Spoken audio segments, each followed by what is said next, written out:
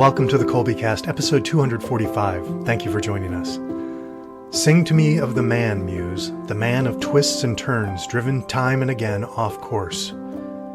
Bonnie, Jordan, and I are back together for part 6 of our Humanities series. And today we'd like you to join us on an Odyssey.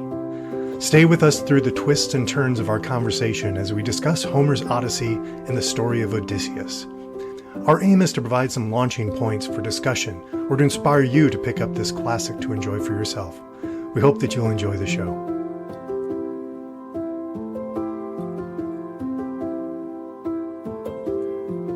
Hi there, I'm Bonnie, Kolbe homeschooling mom of 4 lads and lasses, liturgical musician, popcorn, and podcast fanatic.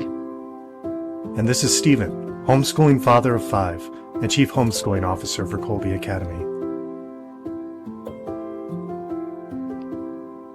All right, we're picking up where we left off in our Humanities series. We're taking a trip through the Greek year here at Kolbe High School, ancient Greek history, literature, plus theology. Back with Stephen and Jordan here to pick up this conversation, which began in episode 220.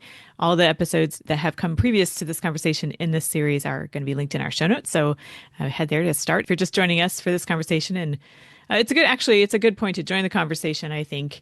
And then if you want to go back to the beginning of the series and fill out the picture, that would be great. So Stephen, set the scene for us. Where are we now? And yeah, so I'm just the literature guy here because that's all I decided to try to bite off here. But fortunately, kind of even in our school year as we're recording, so this is towards the end of January here, our students have gone through the Iliad over a long haul in literature, and then they turn their sights on Aristotle's Poetics, a little bit of that, to just read about what tragedies are like, and then they go through Agamemnon and that tragedy series, and then there's the Oedipus Rex and that tragedy, and then they're just starting up right now the Odyssey, which is the other great epic by Homer. So here in our household, there's been a lot of conversations as we go through, and especially because I don't know, we seem to have a lot of focus on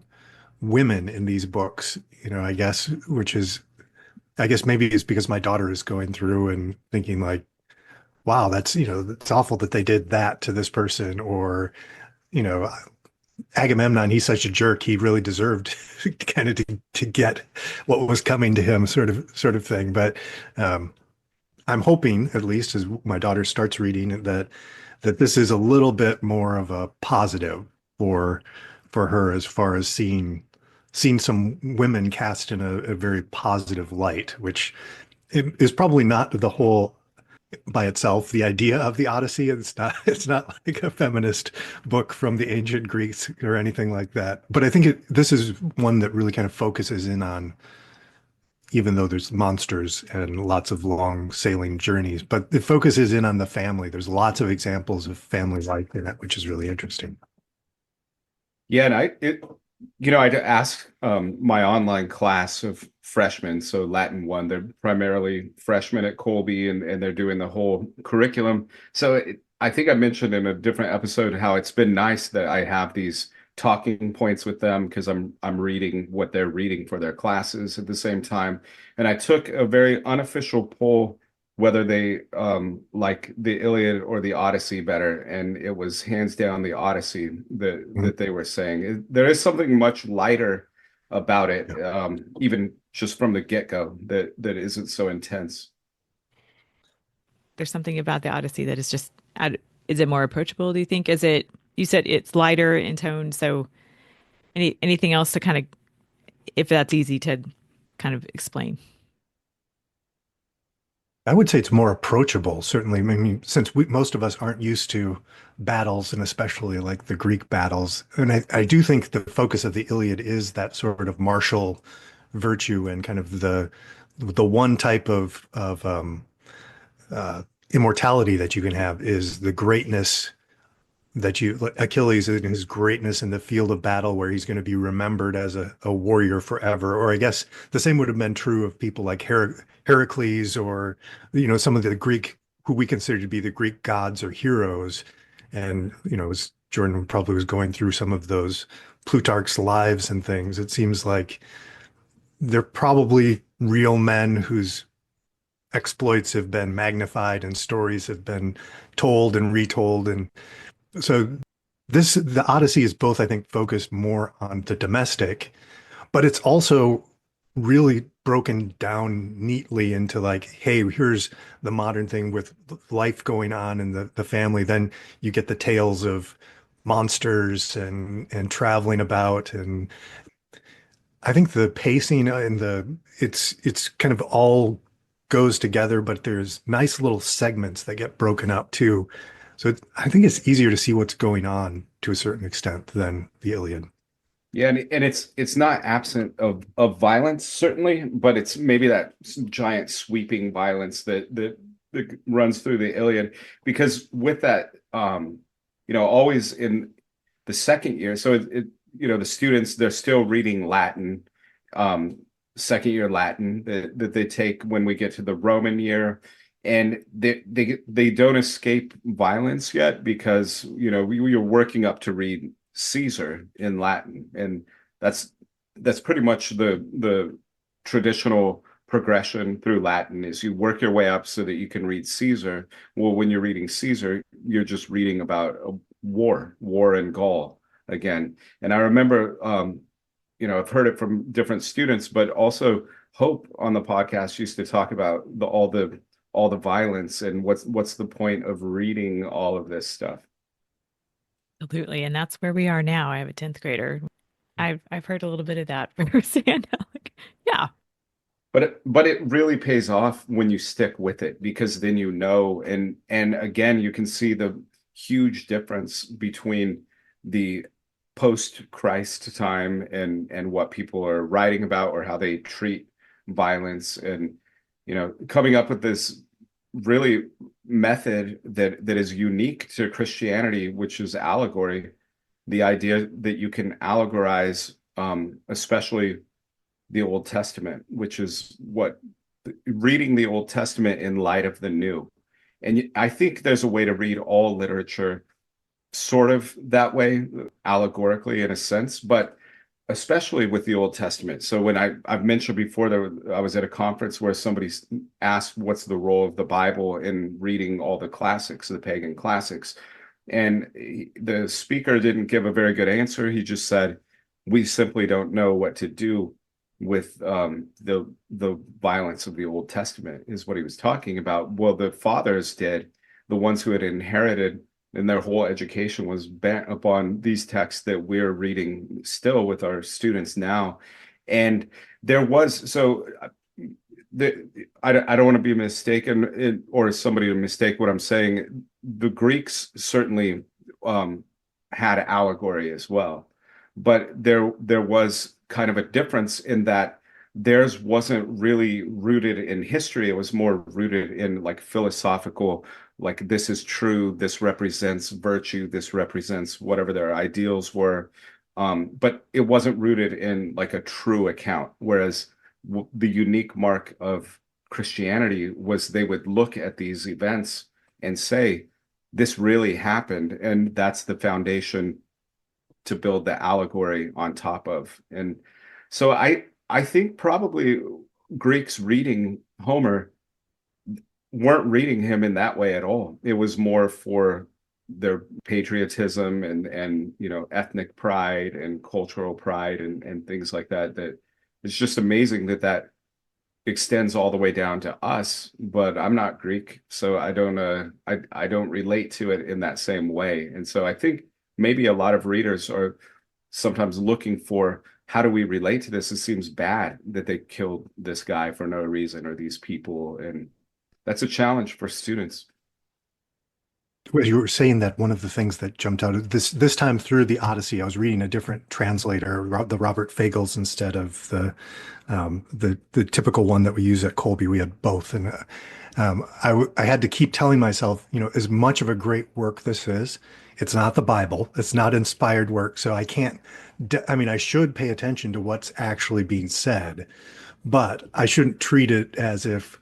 I mean, sometimes when I read the Bible, I'm reading it with a preconceived notion of what the story is, and I'm not paying attention to it carefully enough to what's actually said there. And So I always have to kind of step back and say, well, what's actually being said here and what's going on? And so I was starting to do some of that while I was reading the Odyssey this time and thinking, okay, I think it's important that we read it and not impose our kind of our view on everything, saying like, oh, clearly Odysseus is bad here because he murders a bunch of maids or whatever in retribution. Um, but when it's not shown in the text as being a bad thing, really. So, like scripture, I could kind of do that. But then I want to see, okay, what's going on in this with this people, with this time, their ideas of virtue. What's different about it? So that is different, and that would be horrible for us to do, especially after the incarnation. But why does this seem to be shown as something that's normal and praiseworthy almost in some of the actions in the Odyssey or the Iliad, so I think it's worth paying attention to, not just saying, oh, clearly he's horrible because he did these things, but they're showing this as being virtuous in the book. So maybe we need to pay attention to that to kind of understand the character of the people where this came from, I guess. Yeah, so much of it is the perspective, I guess, and then even kind of questioning why somebody's writing what they're writing. So in some of the histories that we're reading, it's the same thing. It's like, what are they really doing in history and also in drama? There was a risk at the time of some of these Greek tragedies that we read. There was a risk in how you portray certain people. You didn't want to certainly upset the king or the magistrate or whatever. If you're making fun of a king or a magistrate, you may draw the connection it was themselves that you're talking about. And so always authors they have to be very careful. I don't know, even in maybe in the epics, we see more the just one-sided perspective of this is what gave us what we have. This is defining what we are. And they would never guess that maybe people would doubt that and think what I sympathize with the so-called bad guy here or something. How about a bit of an overview, Stephen, of the Odyssey so far? Well, just as we're kind of jumping in here, a couple of things that is if you're a parent or if you're a student or whoever listen, you're approaching the Iliad. A couple of things I'd point out to look for as you're going through is the character of Odysseus and does he seem to change at all? That would be one thing because it's always good to look at the main character and see is their development or is he good from the beginning to the end. Um, I think another thing to pay attention to are the different families that are portrayed in throughout the book, and and I will say that I think there is, but are you seeing that there are some excellences in what a good household or a good even country should look like as far as virtues there? Yeah, so I think those are two of the things that I like to focus on. And I guess you could throw in there too some of the good examples here of because women take a little bit more like we start out with some of the main roles here. So like Arete, I think is her name, one of the queens we're going to get to right away, and then of course Penelope, Odysseus's wife. Are there things about them that kind of stand out? Maybe as opposed even to like Agamemnon's wife Clytemnestra, who murders him, or um, is there an example of good women and what the Greeks viewed good women or wives and women to be like?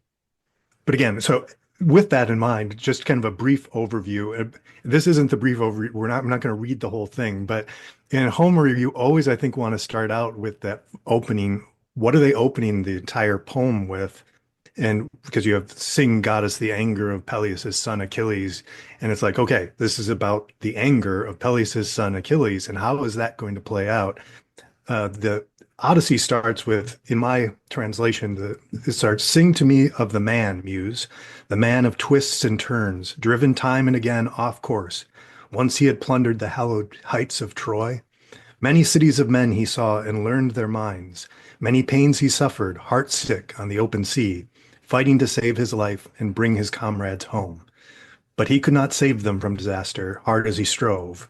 And then it goes on and on a little bit more. But so we're going to start in the Iliad. Actually, it starts with that, but then it goes over basically to um, the gods, and Athena's talking to the gods about setting in motion a plan to bring Odysseus home. It's been 10, so Odysseus left almost 20 years ago now. So 10 years fighting in Troy, and then he's been gone for 10 years since the end of the battle. So other kings have returned, and so people are thinking Odysseus must have been lost at sea. He's never coming home. So the Athena sets in motion because Poseidon, who is very angry with Odysseus, is gone, is the setting. So she sets in motion, hey, let's bring him back. Let's help him home.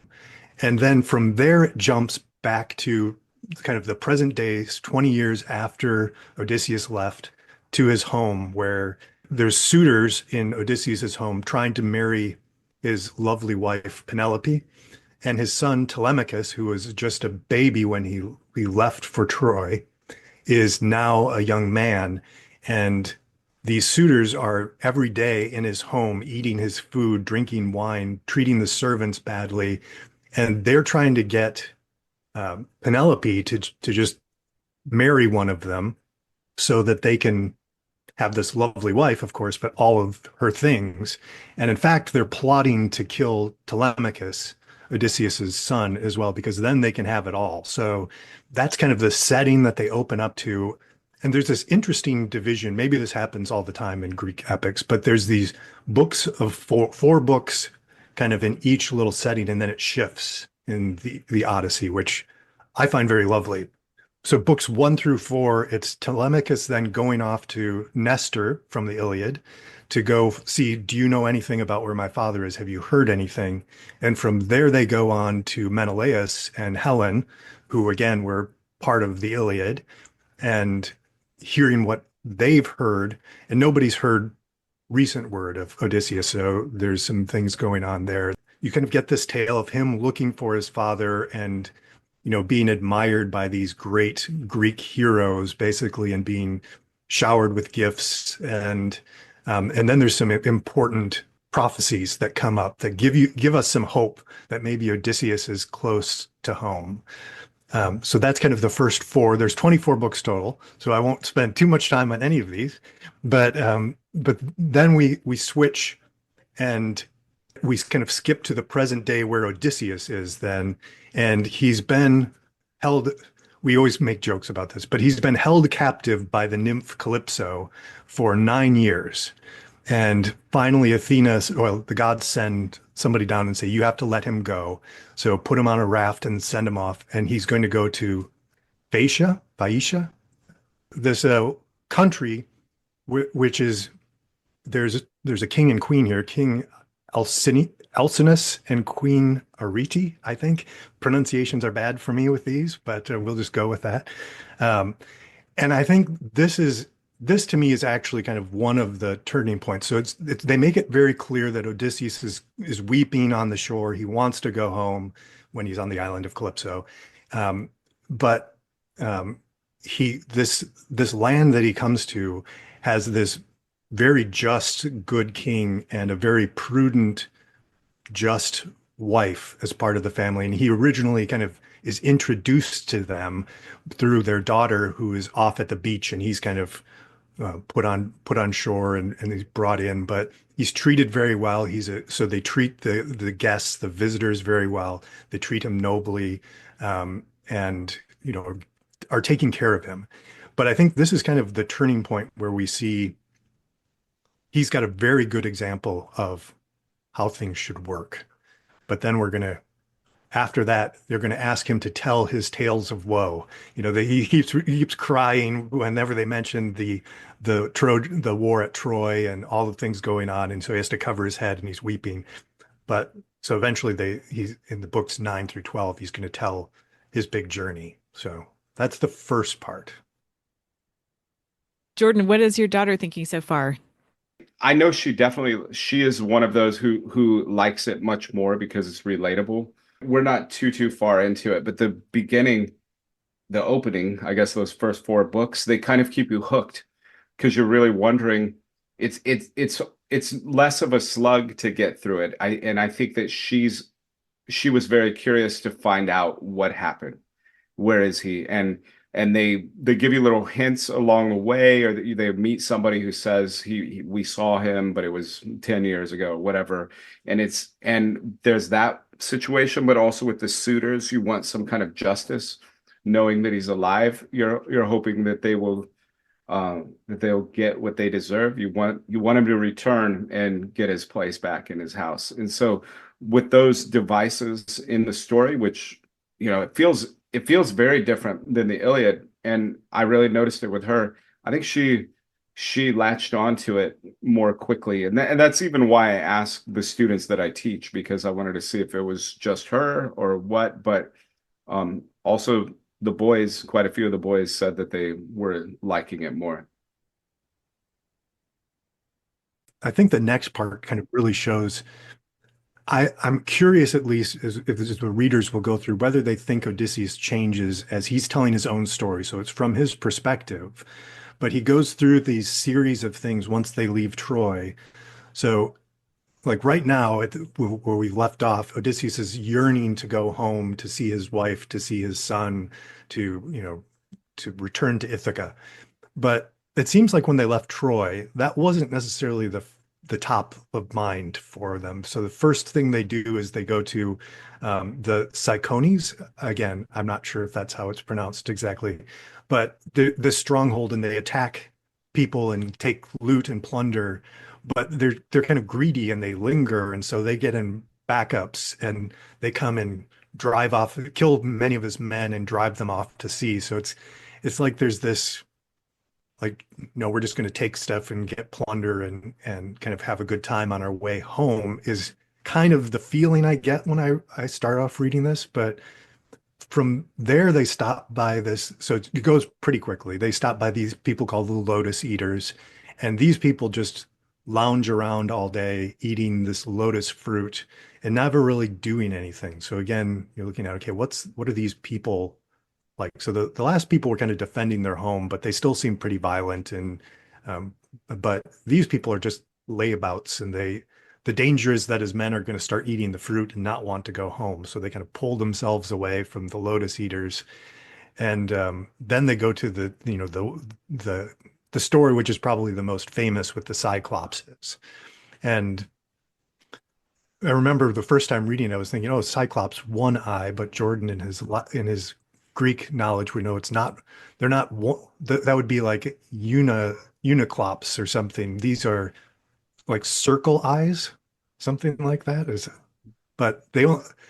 So they're a very rough sort of people. They kind of live on their own. Each man is a law to himself. They don't really have a society, and perhaps that one eye is a sign that they don't really see things like men do. But they're these kind of giants of men, and this is where they decide they're going to go and get into this giant Cyclops cave and see, try to take some stuff or whatever. But they get locked in with the Cyclops, and he starts eating Odysseus's men. And so this is kind of one of the fun scenes where they have to plot how they're going to escape from this. And so, I'll leave that up, the mystery of that, for the readers. But they do escape, and he has managed to kind of fool the Cyclops, so the Cyclops doesn't even know who ends up blinding him. But Odysseus can't help himself for whatever reason. He gets off beyond where they've escaped the Cyclops, and the Cyclops is now blinded. But the Cyclops is the son of Poseidon. So, and Odysseus shouts back, it's Odysseus who did this to you. And so the Cyclops, of course, calls out to Poseidon and says, curse this man who put out my eye. And you think, why did he go and do that? But that basically seals the fate that it's going to be a much longer journey home at that point from his interactions with the Cyclops. But there's a bit of short-sightedness that keeps popping up for a little bit here. But yeah, I wonder what the lesson is there when he yells his name to let him know that he's the one who did it. That seems like a very kind of practical lesson of some kind in there. Yeah, like why not just thank the gods that you escaped with only losing four men who were devoured by the Cyclops or whatever, and that you're now sailing away toward home and just be happy with that rather than I don't know. Pride is generally not shown as a bad thing in these ancient Greek works, but it seems like that's a little bit maybe beyond what seems prudent, I guess. And when he's recounting all of this, he's already 20 years past. Is that how you frame Or it? probably at this point, yeah, nine or so. So Nine. it's after Troy, but yeah, it's still like he spends the last 9 years with Calypso. So it's within that 1 year from the fall of Troy to the time getting to Calypso, which is interesting. Well, Uh, it seems like those raids and things that they do right after the fall of Troy, like they can't help themselves. There's this idea of like young, youthful vigor for war, and they're still in the throes of what they've just yeah, done, and they feel like they can do anything. We can do anything right now, and I guess he would have lost that in those years. that makes sense. Yeah. Yeah, the next steps here are kind of where he goes to the Aeolian island, which is like somebody who's able to kind of control the wind. So he sets him off towards his homeland, and they're just flying across the ocean, but he gives them this bag full of wind. And Odysseus is like night and day manning the ship so they can get home. But just when they're within sight, he's tired and he goes to sleep. And the none of his men know what's in the bag, and they think it's filled with gold. And they're wondering, why isn't he giving us any of this? So of course they open up the bag, which is the winds, which then drive his ships all over the place. So they go within sight of their home to back actually to the Aeolian island, and he comes back and says, "Hey, can you give us the winds again?" Odysseus says this, and the guy's like, "You must be cursed. Get out of here because we gave you every benefit to go over there, and if you're back here, the gods must have something against you. Get out." Which is kind of interesting. It's a short part of this, not as long as the Cyclops. So then they again strike back out and hardships, and they land with Circe is the next one. I promise I won't spend this much time on the whole book, but these are the little twists and turns here. Circe, who's a nymph that they again send people off into the land to see what's there. She turns the first people of his men into beasts. She has some sorcery or whatever that, so like pigs, I think is what she turns them all into. And one of the gods gives Odysseus something that will protect him from that. So he again goes in and stays with Circe for a while they do things. And yeah, this Odysseus is always talking about how he's just constantly longing to be home. But then he runs into a nymph, and it's like, okay, a year later, or several months later, and it's like, really, you don't seem that urgent to get home. But eventually, here at least, they go off. Circe tells him he has to first go to the land of the dead, which is an interesting thing, which they do then, and then come back, and then they'll give them the rest of the journey. But he goes down to talk to a prophet in the land of the dead, which is an interesting scene because they make a sacrifice and they have a pool of blood there, and all of these ghosts are coming up to. They can't really identify who he is, or they're not really part of this world until they drink the blood from the sacrifice. And so, like, he talks to his mother who has died and tells him a little bit about what's going on back. And he talks to Agamemnon, who tells him, "Don't trust a woman. Don't trust your wife when you go back there. They're murderous." And finally gets to the prophet who tells him, "Okay, you will get home after long journeys, but by yourself." I think he's telling him all of this. But then he also gives him the solution. Like when he gets back to his land, he has to take an oar and start walking away from the sea. He doesn't have to do this right away, but to make amends with Poseidon, and then just keep walking until nobody's even heard of the ocean. And then they say, what is that strange winnowing fan that you're carrying instead of the oar that he has? And then he's supposed to stop there and sacrifice all sorts of animals to Poseidon and the gods to make amends for what he's done. And that will allow him to have a long, peaceful life in his homeland if he can accomplish that. But so that's a really kind of an interesting little stop at the land of the dead. But then it's back to Circe, where they reload with supplies. And then she kind of lays out the course. Okay, you're going to go past the sirens, which we hear about, which these murderous but beautiful voices. And she tells him that you can listen to this, but you have to be like strapped to the sail and plug everybody else's ears up. So he does that. So he still wants to hear. She doesn't say you have to listen to the sirens, but she seems to take it for granted that he's going to want to listen to the sirens. So he does that, but survives because the men do what he tells them to do in this case. And then she tells him he's going to have to choose between Scylla and Charybdis, which is one side is a cliff where these six heads come down and will snatch six men from the ship and gobble them up alive. And on the other side is this monster that sucks down the ocean. And so Circe is saying, you should just go to Scylla, I believe I'm getting this right here, that because then you're just going to lose six men, where otherwise you could lose the whole ship and everybody's going to drown and die. But he tries to sail kind of directly through, and they make it through. And this time, I think they still lose men, but they make it through. And then they're sailing along. They get some bad winds and they land on this island which has the cattle of the sun. And he was warned, don't let your men eat the cattle of the sun because they belong to a god, and you'll all die, or they'll all die if you.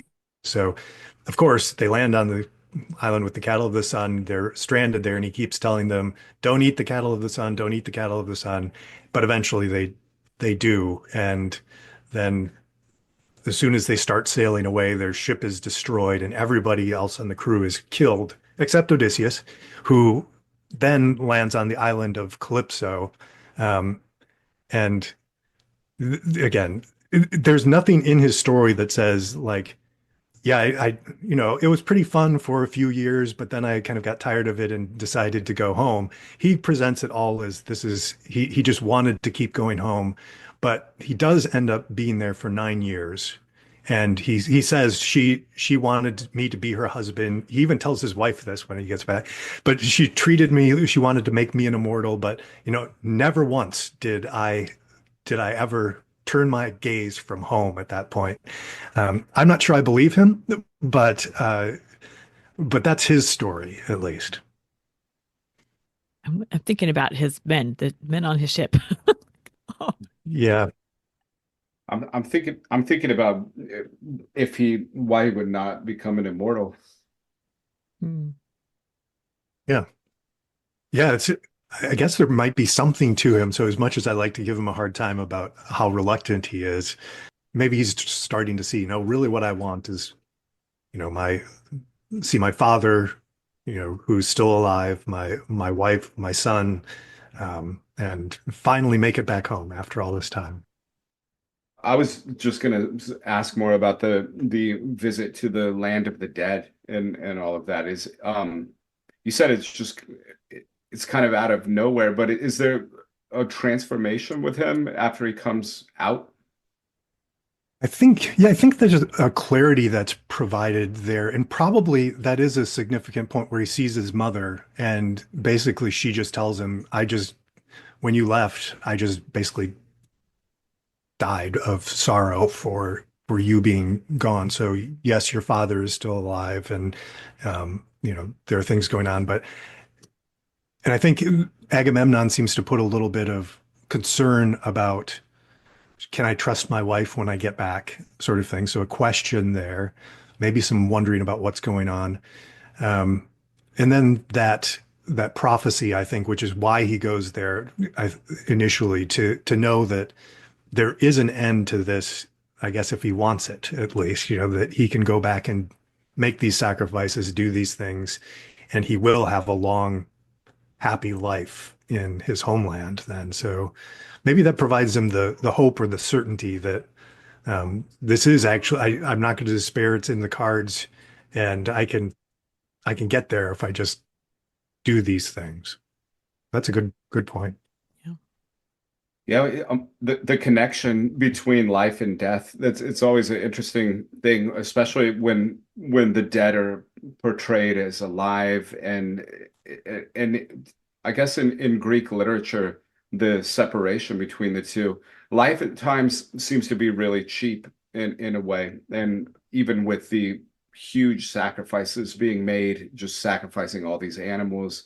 And it's always interesting to me that if you think if you think about it in our Christian view, it's it's it's interesting our connection to the dead. And I think in the more satanic view, or the view of how Satan works, I would say, is he always needs living people. He can't use the dead. So he needs people who are alive this generation to do his bidding, I guess you could say. Whereas we can appeal to saints going all the way back. Whereas I think there's something in when you see a scene like that, or you read a scene like that, where they can also like go to the dead. The dead are not that far away or something. I'm going to have to go back and look at this more because your focus on that, the book ends actually with the in the land of the dead with Hermes bringing the souls of the suitors down into Hades. And there's a conversation between Agamemnon and Achilles and things that kind of to wrap up is kind of a wrap up of the book and things. So I want to go back and kind of link those two back together again with what you were saying at some point. I'll have to think about it more, but that it's the end part that really kind of because for the Greeks, all of the people are going to end up in Hades. So there's a little bit of a conversation there at the end, which helps me to focus on like Agamemnon talks about the glory that Achilles had by dying in battle and how he will be remembered forever. And Agamemnon's kind of in misery because they say it would have been better for, obviously, for their culture. It would have been better for him to die gloriously in battle, where they would have heaped up the burial mound and everybody would have praised, would have been poured libations to Agamemnon. But because he comes back and is murdered by his uncle and his wife, that glory is lost. But it seems like in that the final chapters are going to talk about how Odysseus has that other sort of eternal glory in that, well, the glory is that he lives a long, happy life with a good wife and a good son and sees his generations carried on, you know, is assumed his sons and his sons' sons and his all of those things going on. So it seems like there's two different, just like Achilles was pointing out before, there's two different types of glory, the happy domestic life and glory in battle. But I want to link that back up with now that there's more to be thought about there. Yeah. So he does make it home. It's not a spoiler. That was known from the get-go that he would make it home. Yeah, and the Phaeacians are the ones who bring him back, which there's some interesting things there, but they basically shower him with gifts. And it's said that he's coming back home with more gifts than he would have had he just come back directly from Troy. So clearly the gods love Odysseus. But basically, once you get to that book 13, so you're halfway through the book, and Odysseus sets foot on his homeland, but he comes in disguise. So he comes in and first makes it over to this old faithful, I don't know how old he is, but faithful swineherd. He's obviously more than 20 because he knew him beforehand and finds out kind of what's the lay of the land. Okay, there's these suitors going on. And at this point, too, Telemachus is coming back and he finds out that the suitors are trying to kill him. So he makes his way back in and they meet up and start plotting how are they going to how are they going to take his home back? How are they going to kill the suitors? And so he ends up dressing, well, the gods make him kind of more ragged, is what it's said. And he ends up going back to his home, but as a beggar. And so you can kind of see this would be like some of the tales where the god Zeus is visiting and seeing how people are going to receive the visitor, the stranger, the people who don't have clothes or food to eat. And they treat him really badly. I mean, so they're throwing things at somebody throws a chair at him, they mock him. the, some of the more noble people, well, like Telemachus and other people, have to convince them to actually give him food that they're just taking from Telemachus's home. So they're not even giving to Odysseus from their own things. They're just giving him the scraps of their bread from the feasting that's going on. So this gives kind of Telemachus and Odysseus a chance to kind of scout out what's happening, and are these all wicked men, or are there some good people? And likewise, they're they're also with the maids too of the house, because it's talked about how many of the maids would are supporting the suitors, or are in love with the suitors or whatever, and they're not being faithful to the household. So there's a lot of going back and forth and telling stories and kind of seeing just how wicked these men are, and what they want to do. Um, and then he gets a chance to meet Penelope, but she doesn't know who he is, or at least it's not clear that it doesn't seem like she knows who he is. Maybe she has some guesses, but while he's kind of being treated nicely by the faithful servants, his old nursemaid finds this scar on his leg, which it's convenient because from here on out, he's going to be able to identify himself by this old scar that he has on his leg from a boar. So that's kind of fun, but there's some setup right away there. It's like, okay, Penelope was going to come down the next day and she's going to bring out Odysseus's great bow, and whoever of the suitors can string the bow and then shoot through like 12 axe handles in a line, so straight through them all, she'll marry that man and she'll just be done with it. And so all the suitors are kind of getting excited by this. So that's kind of the big scene. So books 17 through 20 basically is, well, 13 through 16 were them coming home. 17 through 20 are all the things going on in the household. And then in book 21, they bring the bow out. And first Telemachus tries to string it, and he tries 3 times and isn't able to do it. And he's struggling on the 4th time. And it says he almost had it, and he sees a sign from Odysseus that like don't do it. So he gives up and lets all of the other suitors try to string the bow, and they can't do it. So this is Odysseus as the beggar then coming up and saying kind of like, well, I'm not going to marry Penelope. I couldn't do that, but let me try to see if my old strength is still there. And then promptly strings his old great bow that had been a gift to him. And then the carnage kind of starts at that point. So he's arranged for Telemachus and 2 of his faithful servants to kind of bar the doors, and told the faithful maids to lock all of the inside doors to keep all the maids and stuff out. And they just start going through and slaughter all of the servants except the there's 2, that one is the bard, basically the person singing music, and another is like a herald sort of a person, and he ends up sparing those 2, but everybody else is killed.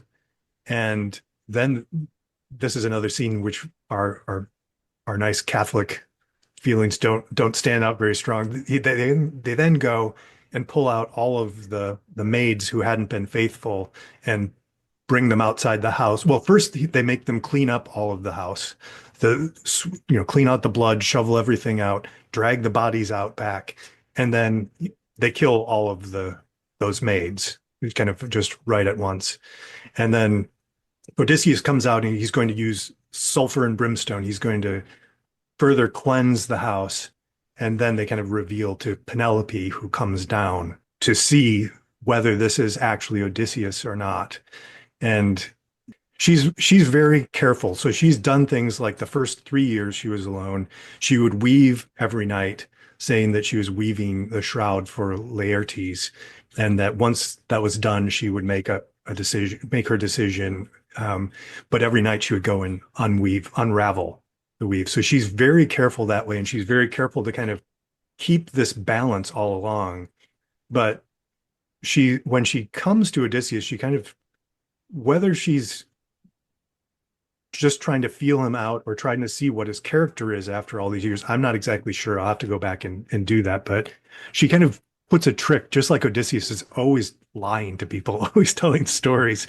She says, okay, well, okay, if you're Odysseus, so why don't you go ahead and we'll move the bed back into the chamber, and immediately Odysseus gets angry. It's like, what, you destroyed the bed? Because their secret had been that he had made this great bed from the trunk of an old olive tree. And so they built their bridal chambers around this bed that was part of this tree. It was not movable. And only one person other than those two knew it in the story. So his outrage then at that, of course, confirms then to Penelope, it's not some god or some trick. It's Odysseus that's really returned. And so then they kind of recount their stories back to each other a little bit more briefly there. But that's basically going books 21, 22, and then the last ones are going back to that kind of view from the land of the dead, but also he goes and meets his father. His father realizes he's alive, and so they're kind of feasting. But all of these suitors' families are kind of rising up then, like, you killed our children, our sons, or our brothers, or our fathers. And so it looks like there's going to be another war, but it stops. There's a few of the people are killed, but then the gods bring about this peace. And I don't know, there's just a beautiful thing with, this crafty Odysseus and this prudent Penelope and his noble father and this godlike son Telemachus at this point, with peace throughout the land. And you think, yeah, wouldn't this just be a great place to spend the rest of your life with these things? So it's really a much happier ending from, compared to the glory and battle that we see with Achilles, and then it's kind of left off there. But here so that's glorious too. But this is kind of this happily ever after sort of ending to the Odyssey, which is kind of fun. So you get a sense of justice has been restored, or something, getting rid of the suitors. And Yeah, and you get justice from that, and even I think both with the Phaeacians, and then you see the peace and the goodness comes about because of the justice of the household as well. So Laertes, Odysseus, Penelope, Telemachus, it's how they treat the guests, how they treat their servants, how they're all of this sort of peace is the cause of the greater peace. And then it's, yeah, that injustice, all the bad examples of people who take from other people without giving, who treat servants badly, who treat guests and beggars badly. They've gotten what happens to people who do those sorts of things. So it's really nice. we like this idea, because there's like that TV show called Undercover Boss, where somebody goes and works with the like lowest rung of his company, and nobody knows he's the real CEO, that kind of thing. We like this idea, but it's interesting as you're saying this, him sneaking in to kind of like in disguise and all that, to see if people will recognize him. It's I couldn't help but think of a exact inversion that would be interesting and think about more probably, but with this idea of Joseph in the book of Genesis, where he doesn't go back to his family. He doesn't, like, after he's in Egypt for all these years. They come to him and they don't recognize him there because he looks like a god, the way he's dressed, the second highest in the kingdom, right under Pharaoh himself. And so I was trying to think, is there a biblical parallel?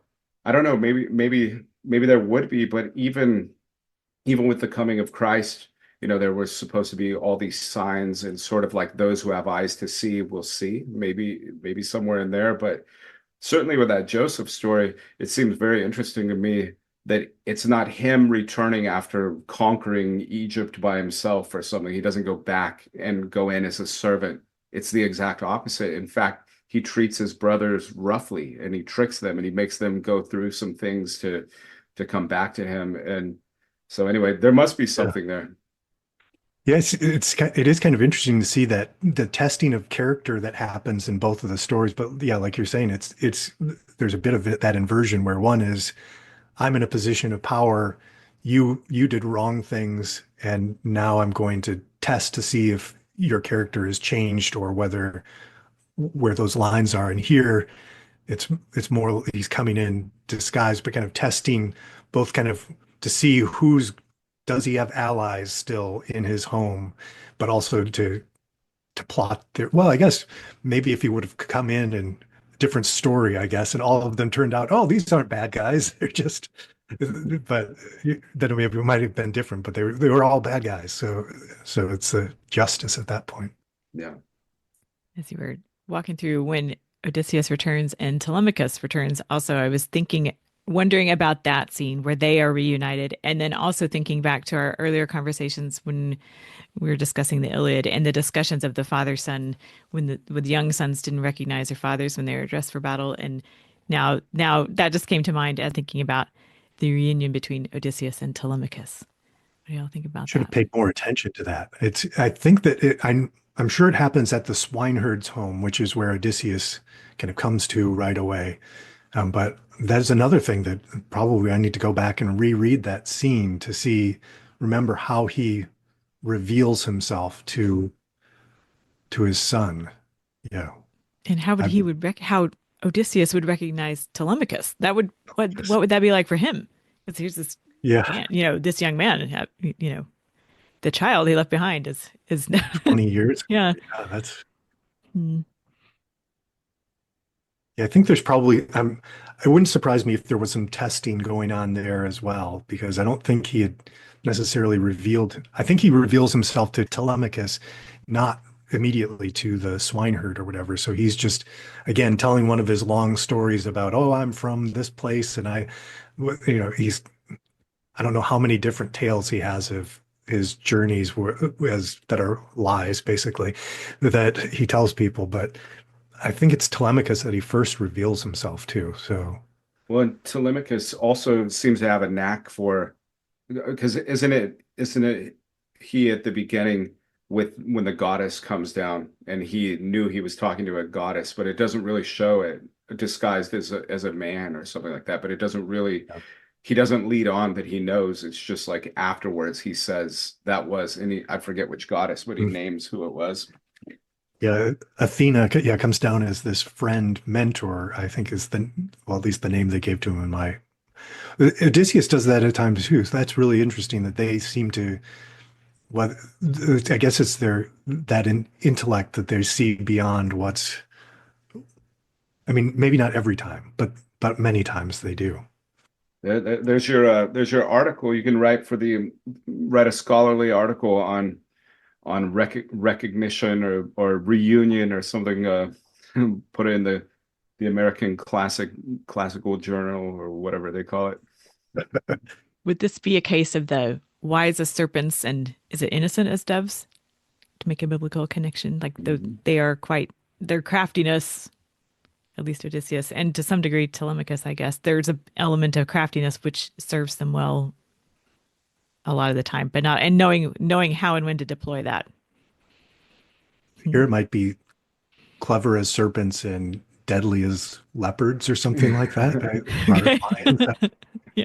Uh, There's not a whole lot of meekness. Well, I mean, Odysseus holds himself back from slaughtering all of the suitors right away when they like throw a stool at him, um, but he certainly doesn't wait that long to kind of have his revenge. I think it's interesting to imagine what the household looks like. What I mean, that's quite a place, I would think. Yeah. I mean, that would be worth kind of research. I mean, because all through this book, he keeps going around and visiting these kings or these nobles or whatever, and all they seem to be doing is feasting all day long. As far as I can tell, they're just, I mean, of course, offering sacrifices to the gods, but that also means feasting on the the things they're sacrificing too. So, drinking lots of wine, and it's like, is this all that happens when you're wealthy with the Greeks? I don't know. Um, it's yeah, it's not something. it's not something that we would really see. We don't envision this like noble Christian um, king, and all he does is sit at his banquet tables feasting all day. So we wouldn't consider him to be noble, at least in that case. True, true. Well, what do you think as we've taken our Odyssey here through this and all these twists and turns? Anything to add at this point, Jordan, with the other stuff you've been working on in the other subjects, or would that be a good starting point for our next conversation, you think? Yeah, probably a good starting point for the next conversation. I do love the way the whole curriculum connects, and there's all these things that just from all sides making a point. In there was a theory of learning that they had in Germany called the Gestalt theory, and it was like shape is what it means, shape theory, and it's like you're getting hit from all these different sides with the same related material. I'm probably butchering the real definition or how it works, but it always reminds me of that as far as what we read in the other courses that go along with it. So you're limited by the Greeks, but there's so much you could read, and the pacing and all of that is really well thought out. So yeah, that would be good to talk about down the road a little bit. And I thought Stephen did a great job taking us on the Odyssey. Mm-hmm. I don't know how much it relates to "Oh Brother, Where Art Thou," the movie. Maybe students could just skip the reading and watch that. I was thinking of that, George Clooney. Yes. So anyway, but thank you. No, I thought it was great. Yes, well done, Stephen. Yeah. Yeah, well, I think if you're a student, hopefully that's listening, then hopefully you can pick up on some points and maybe you can see what you think about it, whether you agree or not. But if you're a parent and maybe haven't read it for a while, hopefully this kind of helps to give you some things to ask. It's one of the beauties of being a homeschooling parent is even if you don't have time to read it, if you know enough, you can just say, what did you think about that? When he first went down to the land of the dead, what did you think about that? What stood out? And then, I mean, they might say like, what part? And then you say, well, you need to go back and reread that. But otherwise they can tell you what it is that they're seeing. And just by listening, you can actually do a bunch of it, even if you don't have time to go through all 24 books. Yeah. Yep. All right. Well, it's good to be back having this conversation. We took a little break there over the holidays, and now we are back in it. And so we are looking forward to picking this up next time. Thanks, Jordan and Stephen, for joining me today. Thanks for having me. Thanks, Bonnie. Subscribe to the Kolbecast on your favorite podcast app so that you don't miss an episode. And let us know how we're doing by leaving a rating or a review. And as always, feel free to email us at podcast@kolbe.org. Mary, our Mother, pray for us. St. Maximilian Kolbe, St. Ignatius of Loyola, holy saints and angels, pray for us. Ad maiorem Dei gloriam.